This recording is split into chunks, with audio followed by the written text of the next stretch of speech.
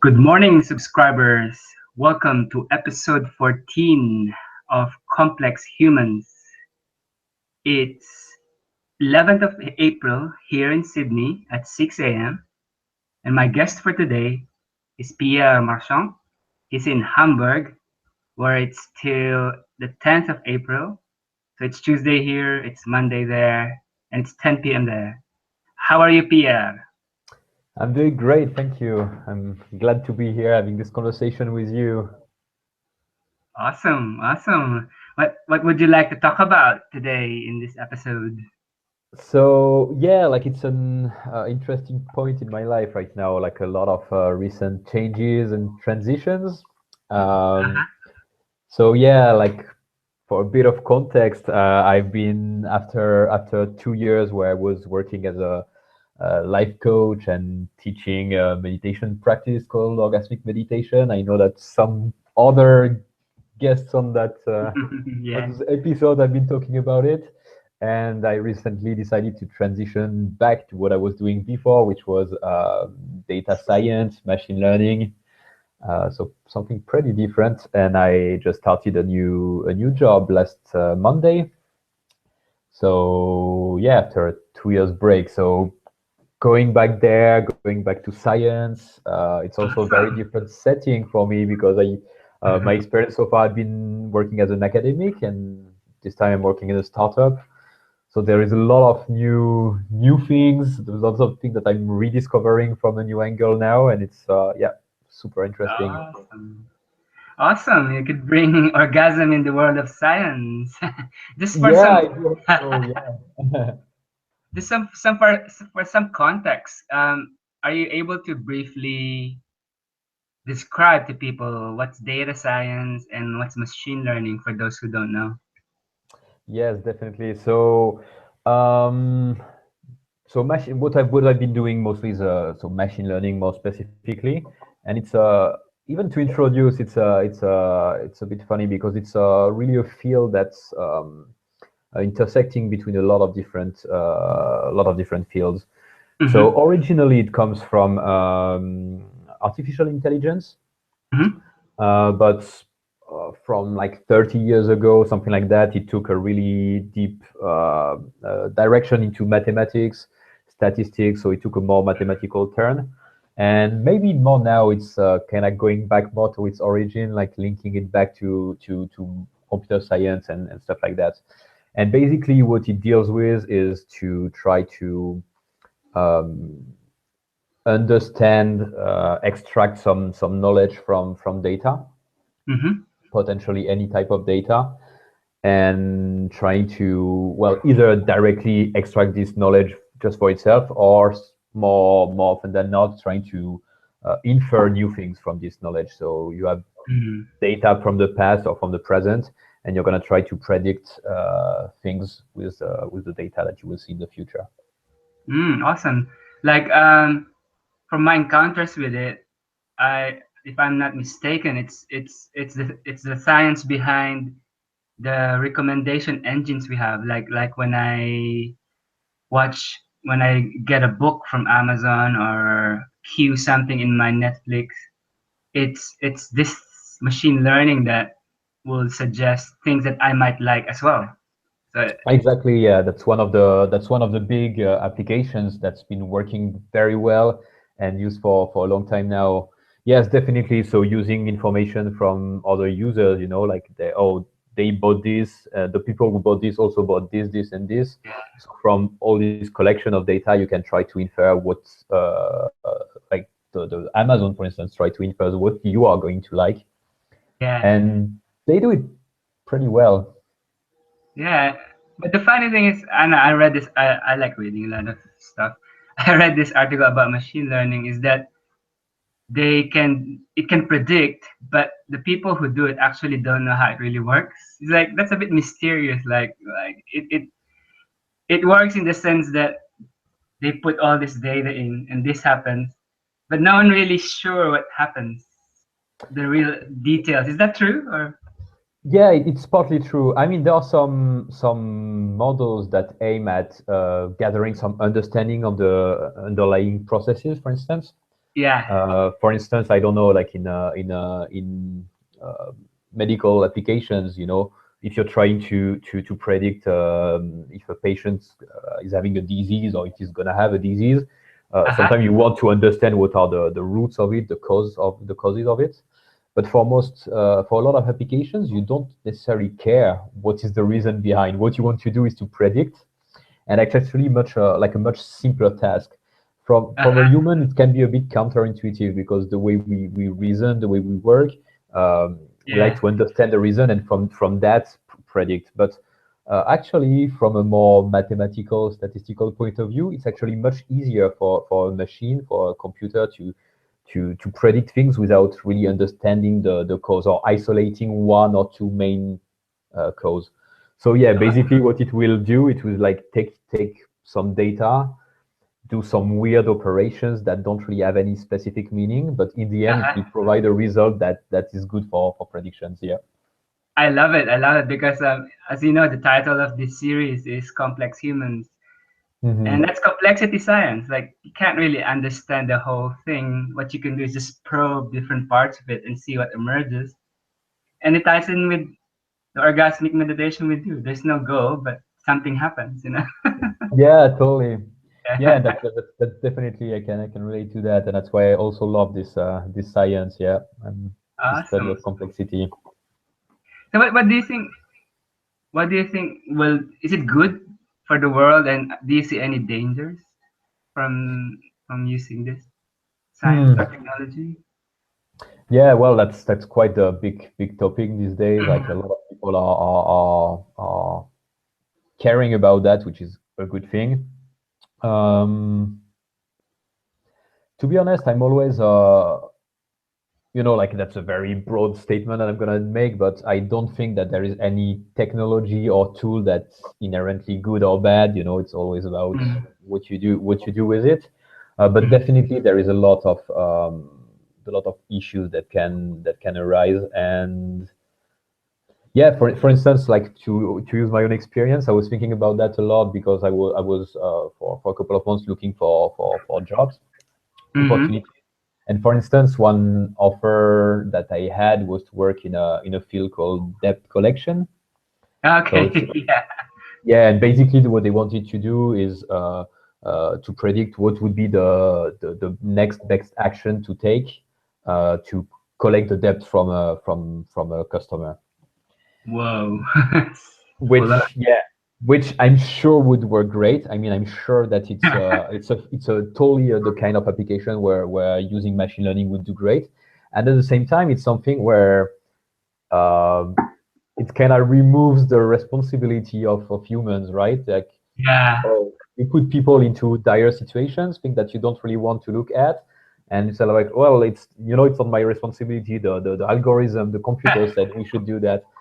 And this is the part where I think, yeah, we need to be a bit conscious about what we are doing. And that's the reason why I actually, even though I'm sure it would have been interesting from a like scientific point of view, uh, there was something really that felt really wrong in me, like personally, to do this kind of job. Awesome. So in that sense, yeah, I think that we need to be a bit cautious with what we're doing. Yeah. Yeah, I guess you could just say blame the algorithm. And I think Europe is more progressive in that front because I think in Europe you have legislation against being unfairly treated because of data manipulation or just based on the data. So I think you're more progressive there compared to other jurisdictions, at least in terms of how the law is stated. But I don't know in practice if it really works because sometimes there's a difference between the letter of the law and how it is actually in practice, you know. Well, I see that you're very well informed because indeed there's been some recent laws. Actually, I'm not sure there are really laws yet, but intention at least that yes, for instance, that's really really important for me and for my job. That Yeah, yeah, any decision that is taken has to be like that involves a human or customer yeah, has to be justified with some intelligible rules. So yeah, basically, tracing it back to what we were saying earlier, there is a lot of algorithms and things that will automatically decide an action to take, and for which we don't have any intelligible solution. So yeah, definitely the EU is trying to regulate on that. And at the same time, I know that they are not nowhere near a level of specificity that makes it clear what's possible or not. So that's always the thing, right? Like they have like Yeah. intention that makes sense, but then how do we put that in practice? What's the limitation between what's legal, what's not? That's a very very gray zone at the moment. Yeah, it's interesting. Like because technology is like there, like it's like 10 miles away, and the law is just catching up. So it's interesting. Maybe by the time the law catches up, the thing is already run away again. So the law is always catching up with the changes in technology. And yeah, I remember like there's some interesting cases in Europe about the right to be forgotten. Like if you want to be forgotten from Google searches, you can, but then it's hard to implement it because jurisdictionally you could do it in Europe, but then you can still be found when you search in America or other countries. It's an interesting area. Mhm. And changing gear a bit, I remember last time we met, we were both in Paris, and now you're in Hamburg. Would you like to talk more about that move and how it changed you, and what was it like moving from another country to another? Yeah, well, a lot of things certainly happened since that time we met, indeed. At this time, so we met in Paris, but I think I was still living in Rennes. So at that Yeah, time, I back in was 2014. Yeah, yeah. so I was still doing machine learning. I was doing my postdoc in Rennes at that time. So I was still like a full-time scientist. Yeah, And and you were visiting with shamans somewhere. I remember that. So you're doing all yeah, these interesting things. exactly. And yeah, and that's right after that. I mean, shortly after that, that I finished my postdoc, and around the same time, I finished my coaching program, which I know uh, that you're familiar with. So where my training to become a coach and teaching this meditation practice, and because of I mean, which I very much enjoyed, like this training. At the uh-huh. beginning and until pretty late in the training, I didn't have any intention to become a professional, like to make this my main activity. Yeah, yeah, But in the end, like it was so awesome, and because of the synchronicity of the whole thing, like okay, now I'm finishing my postdoc. Maybe that's I finishing my training. I could become a coach. Maybe that's the great opportunity to do that. yeah. So first, I moved to Paris first to do that for a little more than a year. And after a year, I decided to pursue the same goals, like still coaching and still teaching this meditation practice. But I decided to go with other people that I had met on my path, living in Hamburg too, and were like starting a would had been starting a community for a couple of years also in Mm-hmm. Hamburg. And yeah, because I liked them and I wanted to work with them, I decided to join them. Initially, I mean, it's when it came all very suddenly. You know how Just like that. orgasm works. That's how what we say in our world. One day I Rapidly was changing reality. I think that's a technical term, right? Rapidly changing exactly. reality. RCR. One day I was living in Paris and I was attending a retreat in the US in LA, and suddenly I decided, oh yeah, maybe I could go work with these guys in Hamburg. So I changed my plane ticket back, and instead of going back to Paris, I went to Hamburg, thinking, yeah, maybe for a week or maybe for a month, let's see. And next thing I knew, I was living in Hamburg. And I actually never came back to Paris. I just came like to pick up some stuff one day or two, but that's it. Crazy. And now you're doing another RCR with a startup. How is that going? I mean, startups are so common nowadays. There's lots of them happening in the world, and people read about them. I'm interested to hear your story on the ground. Is the startup in Hamburg or is it based somewhere else? No, actually, the startup is based in the US in Ah, California. awesome. But Yeah, but there is basically the one of the co-founders, which the CEO was based in California. There are some other people gravitating around in California, but the whole technical team, because it's a tech startup, is actually spread across Europe. So Awesome. That's so yeah, cool. we're a bit everywhere. And yeah, so indeed, now it's a very common thing. It's pretty much everywhere around us, but still, it's very new for me. As I was telling you before, my experience in the domain of machine learning and science was exclusively academic, Yeah. and I can tell you that it's not the same thing at all. So it's a brand new world and universe opening to me. And yeah, I mean, a very short experience so far. I started only 1 week ago, but I Oh, very so much it's like it. all new. It's all new, huh? It's all new, but it's really fascinating. I really like the speed at which things are moving, Right. and I think it's a great time. I mean, I think it's the best time for me to do that because especially in those tech areas and especially maybe in machine learning, that's really a moment where the gap between the scientific research, like the more Mhm. theoretical fundamental research, and its application is not that large anymore. Wow. So it's a really the best time to do that. Like closing the gap is closing very fast, and there is a lot of research actually happening even in tech companies, but even in startups. And what I'm doing now has some pretty strong components of research, so that's just perfect for me. Ah, it must be amazing to see your research go from the realm of theory or pure research into the realm of practice in an interesting manner. Yes, definitely. Yes, Must feel good, right? it's amazing, and I mean, don't get me wrong. Even in the academic, there are people that are very like task oriented and do things that are pretty applied and that actually work, and I have a like pretty direct usage. But that was not my case at all. I was very much working more in the like theoretical part, like theoretical analysis of algorithms, methods, whatever. So yeah, Hmm. that's quite a stretch for me to do that. I have to change my mindset quite a bit. Yeah. But I like that. I mean, I like this. It's like a cool gymnastic to do. Awesome, awesome. So we're nearing our time to finish this episode. Is there any other thing you would like to talk about as our one for the road, as they say? hmm Well, yeah, like something that I was thinking about because it's making kind of like a link and between my new life and my old life in a way is Yeah, yeah.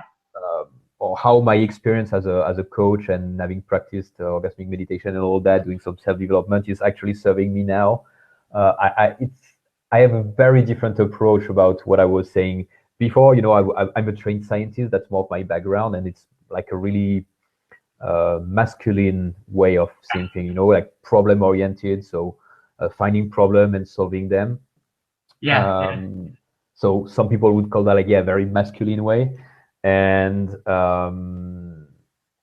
for instance, I realized that my boss, for instance, was coming from a like a investment bank Right, background. his, right. his Yeah. job is mostly to get fundings and to get Hmm. like venture capitalists or whatever like interested in the project. And in a way, it's funny because with my background in orgasm meditation, in a way, like it's more like a spreading orgasm thing, it's more like the feminine part of it, where his work is really to get people like passionate about it, like having them get a sense, like a visceral sense of what's at stake, and get them excited, like get them excited to do that. And I mean, that's not things that we are used to do as scientists usually. I see that my approach and my colleagues who are also the scientists we are very much like pessimistic. We're more seeing the problems, Yeah. which is great when you have to actually develop some stuff and do some research. But I mean, we are not making anyone like people are not dreaming when they hear us talk about the thing. They don't, that doesn't make them want to invest on them and play with the app. While this guy is actually doing a great job at that. So And on the other hand, like for us, it can be a bit frustrating too, because sometimes it gets like, carried away with great intentions and grandiose projects.